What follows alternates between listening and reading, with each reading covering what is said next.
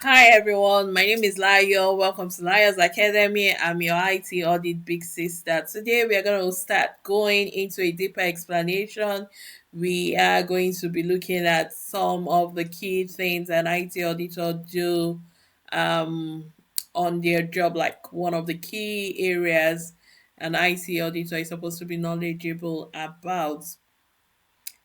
I'm going to be explaining to you today what ITGCs are. I'm going to be explaining to you what are ITGCs. When you hear the word ITGs, the full meaning of ITGCs are IT General Controls, Information Technology General Controls. So you're going to be hearing a lot of ITGCs, ITGCs. What are ITGCs? They are the foundation controls that keeps the system safe and working. I want you to think of them as rules that every system must follow. So every system must follow a particular set of rules. And there are three main areas of ITGCs. They are the access, change, and operations. A very good example of an ITGC is when you say only the right people should have access. That is a rule and every system must follow that. Or you're saying changes should not be done secretly. Everybody must know changes are done. It must be approved by the right personnel, or backups must be run daily. And when any of these controls fails, it's going to increase the chances of risk.